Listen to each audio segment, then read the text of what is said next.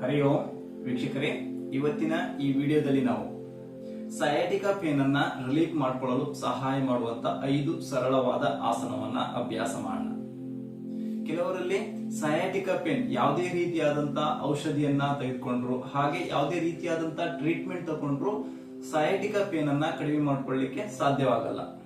ಅಂತವರು ಈ 5 ಆಸನವನ್ನ ದಿನನಿತ್ಯ ಅಭ್ಯಾಸ ಮಾಡುವುದರಿಂದ, ಎಷ್ಟೇ ವರ್ಷದಿಂದ ಕಾಡ್ತಾ ಇರುವಂತ ಸಯಾಟಿಕಾ ಪೇನ್ ಆಗಿದ್ರು ಕೂಡ ಈ 5 ಆಸನದ ಅಭ್ಯಾಸದಿಂದ ಅತ್ಯಂತ ಸರಳವಾಗಿ ಹಾಗೂ ಅತ್ಯಂತ ಬೇಗ ಈ ಸಯಾಟಿಕಾ ಪೇನ್ ಅನ್ನ ನೀವು ರಿಲೀಫ್ ಮಾಡ್ಕೊಳ್ಬಹುದು. ಬನ್ನಿ ವೀಕ್ಷಕರೇ, ಈಗ ಸಯಾಟಿಕಾ ಪೇನ್ ಅನ್ನ ರಿಲೀಫ್ ಮಾಡಿಕೊಳ್ಳಲು ಸಹಾಯ ಮಾಡುವಂತ 5 ಆಸನಗಳಲ್ಲಿ ಮೊದಲನೇ ಆಸನವನ್ನ ಅಭ್ಯಾಸ ಮಾಡೋಣ. ಮೊದಲನೇ ಆಸನ ಕ್ಯಾಟ್ ಅಂಡ್ ಕೌ ಪೋಸ್.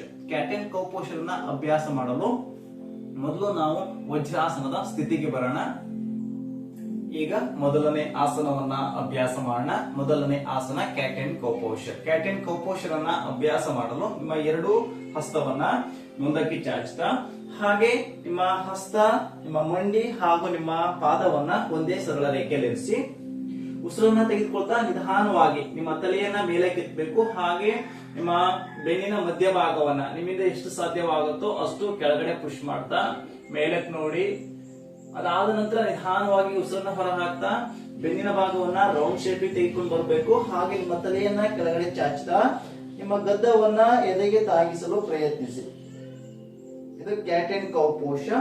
ಈ ಆಸನವನ್ನ ನೀವು 10 to 15 ಟೈಮ್ಸ್ ಪುನರಾವರ್ತನೆಯನ್ನ ಮಾಡಿ. ಈ ಆಸನವನ್ನ ದಿನನಿತ್ಯ ಅಭ್ಯಾಸ ಮಾಡುವುದರಿಂದ ಸಯಾಟಿಕಾ ಪೇನ್ ಅನ್ನ ಅತ್ಯಂತ ಸರಳವಾಗಿ ರಿಲೀಫ್ ಮಾಡಿಕೊಳ್ಳಲು ಸಹಾಯವಾಗುತ್ತೆ. 10 to 15 ಟೈಮ್ಸ್ ಆದ ನಂತರ ಮತ್ತೆ ನಿಧಾನವಾಗಿ ಮಧ್ಯಕ್ಕೆ ಬಂದು ಹಾಗೆ 2 ಕಾಲುಗಳನ್ನ ಜೋಡಣೆ ಮಾಡ್ಕೊಳ್ತಾ ಮತ್ತೆ ವಜ್ರಾಸನದ ಸ್ಥಿತಿಗೆ ಬನ್ನಿ. ಇದು ಮೊದಲನೇ ಆಸನ. ಈಗ ಎರಡನೇ ಆಸನವನ್ನ ಅಭ್ಯಾಸ ಮಾಡೋಣ. ಅಧೋಮುಖ ಶ್ವಾನಾಸನ. ಅಧೋಮುಖ ಶ್ವಾನಾಸನವನ್ನ ಅಭ್ಯಾಸ ಮಾಡಲು ಮತ್ತೆ ನಿಮ್ಮ 2 ಕೈಗಳನ್ನ ಮುಂದಕ್ಕೆ ಚಾಚಿ ಹಾಗೆ ಕಾಲ್ಗಳನ್ನ ಟಕ್ ಮಾಡ್ಕೊಳ್ತಾ ನಿಧಾನವಾಗಿ ನಿಮ್ಮ ಸೊಂಟದ ಮೇಲ್ಭಾಗವನ್ನ ಮೇಲಕ್ಕೆ ಎತ್ತುತ್ತಾ, ಅದಾದ ನಂತರ ಸಂಪೂರ್ಣವಾಗಿ ನಿಮ್ಮ ಮಂಡಿಯನ್ನ ನೇರ ಮಾಡಿ ಹಾಗೆ ನಿಮ್ಮ ಪೃಷ್ಠಭಾಗವನ್ನ ಮೇಲಕ್ಕೆ ಪುಷ್ ಮಾಡಿ. ಇದು ಅಧೋಮುಖ ಶ್ವಾನಾಸನ. ಈ ಸ್ಥಿತಿಯಲ್ಲಿ ನೀವು ಸಹಜವಾಗಿ ಉಸಿರಾಟವನ್ನ ಮಾಡ್ತಾ 30 ಸೆಕೆಂಡ್ಸ್ ಹೋಲ್ಡ್ ಮಾಡಿ. ಈ ಆಸನವನ್ನ ದಿನನಿತ್ಯ ಅಭ್ಯಾಸ ಮಾಡೋದ್ರಿಂದ ಸಂಪೂರ್ಣ ನಮ್ಮ ಕಾಲಿನ ಭಾಗಕ್ಕೆ ಉತ್ತಮವಾದ ವ್ಯಾಯಾಮ ಸಿಗತ್ತೆ. ಹಾಗೆ ಸಯಾಟಿಕಾ ಪೇನ್ ಅನ್ನ ರಿಲೀಫ್ ಮಾಡಿಕೊಳ್ಳಲು ಕೂಡ ಸಹಾಯವಾಗುತ್ತೆ. ಸಹಜವಾದ ಉಸಿರಾಟದೊಂದಿಗೆ 30 ಸೆಕೆಂಡ್ಸ್ ಹೋಲ್ಡ್ ಆದ ನಂತರ ಮತ್ತೆ ನಿಧಾನವಾಗಿ ನಿಮ್ಮ ಮಂಡಿಯನ್ನ ಕೆಳಗಡೆ ಇಳಿಸ್ತಾ ಮೊದಲಿನ ಸ್ಥಿತಿ ವಜ್ರಾಸನದ ಸ್ಥಿತಿಗೆ ಬನ್ನಿ.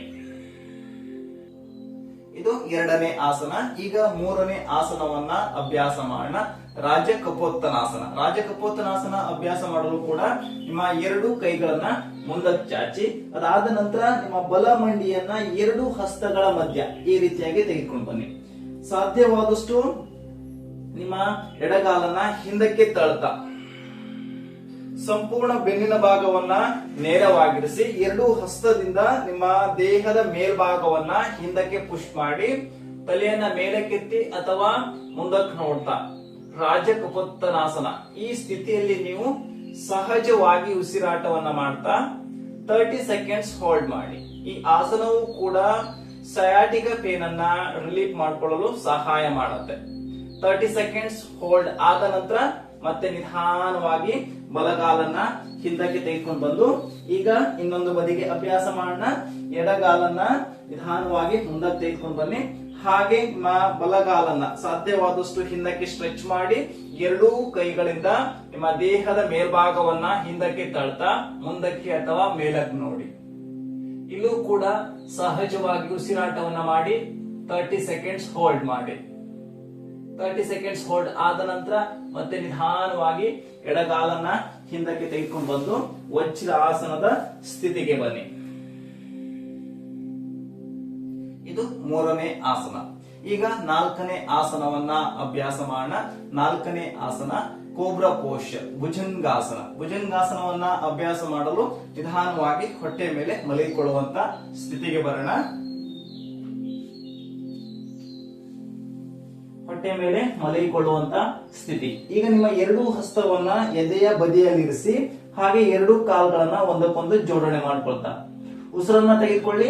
ನಿಧಾನವಾಗಿ ನಿಮ್ಮ ತಲೆ ಹಾಗೂ ಹೊಕ್ಕಳಿನ ಮೇಲ್ಭಾಗವನ್ನ ನಿಮ್ಮಿಂದ ಎಷ್ಟು ಸಾಧ್ಯವಾಗುತ್ತೋ ಅಷ್ಟು ಮೇಲಕ್ಕೆತ್ತಿ ಮುಂದಕ್ಕೆ ಅಥವಾ ಮೇಲಕ್ಕೆ ನೋಡಿ ಸಹಜವಾದ ಉಸಿರಾಟದೊಂದಿಗೆ ಈ ಭುಜಂಗಾಸನವನ್ನ 30 ಸೆಕೆಂಡ್ಸ್ ಹೋಲ್ಡ್ ಮಾಡಿ. 30 ಸೆಕೆಂಡ್ಸ್ ಹೋಲ್ಡ್ ಆದ ನಂತರ ಮತ್ತೆ ನಿಧಾನವಾಗಿ ದೇಹದ ಮೇಲ್ಭಾಗವನ್ನ ಕೆಳಗಡೆ ಇಳಿಸ್ತಾ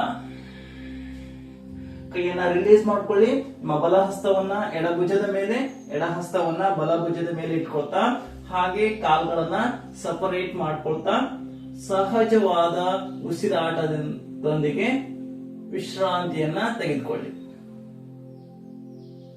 ಈಗ ಕೊನೆಯ ಆಸನವನ್ನ ಅಭ್ಯಾಸ ಮಾಡೋಣ. ಕೊನೆಯ ಆಸನ ಚೈಲ್ಡ್ ಪೋಸ್ಚರ್, ಬಾಲಾಸನ. ಬಾಲಾಸನವನ್ನ ಅಭ್ಯಾಸ ಮಾಡಲು ವಜ್ರಾಸನದಿಂದ ಎರಡೂ ಕೈಗಳನ್ನ ತಲೆಯ ನೇರ ಮೇಲಕ್ಕೆತ್ತಬೇಕು. ಸಂಪೂರ್ಣ ನಿಮ್ಮ ಸೊಂಟದ ಮೇಲ್ಭಾಗವನ್ನ ಮೇಲಕ್ಕೆ ಪುಷ್ ಮಾಡ್ಕೊಳ್ತಾ ಹಾಗೆ ಮುಂದಕ್ಕೆ ಬೆಂಡ್ ಆಗಿ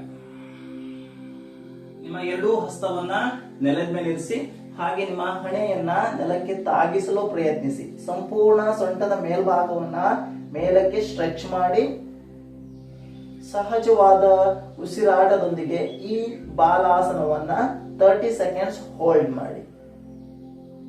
ಸಂಪೂರ್ಣವಾಗಿ ನಿಮ್ಮ ದೇಹವನ್ನ ವಿಶ್ರಾಂತಿಗೊಳಿಸಿ ಸಯಾಟಿಕ ಪೇನ್ ಅನ್ನ ರಿಲೀಫ್ ಮಾಡಿಕೊಳ್ಳಲು ಈ ಆಸನ ಸಹಾಯ ಮಾಡುತ್ತೆ.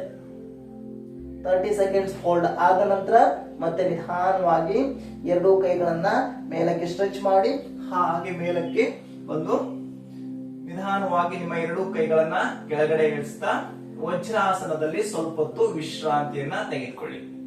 ವಿಶ್ರಾಂತಿಯನ್ನ ತೆಗೆದುಕೊಳ್ಳುವಾಗ ನಿಮ್ಮ ಸಂಪೂರ್ಣ ದೇಹದಲ್ಲಿ ಈ 5 ಆಸನದಿಂದ ಆದಂತ ಬದಲಾವಣೆಯನ್ನ ಗಮನಿಸಿ.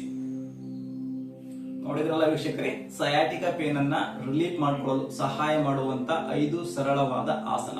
ಈ ಆಸನವನ್ನ ನೀವು ದಿನನಿತ್ಯ ಅಭ್ಯಾಸ ಮಾಡ್ತಾ ಹೋದ ಹಾಗೆ ನಿಮಗಿರುವಂತ ಸಯಾಟಿಕ ಪೇನ್ ಅನ್ನ ನಿಧಾನವಾಗಿ ನೀವು ರಿಲೀಫ್ ಮಾಡಿಕೊಳ್ಳಲು ಸಹಾಯವಾಗುತ್ತೆ.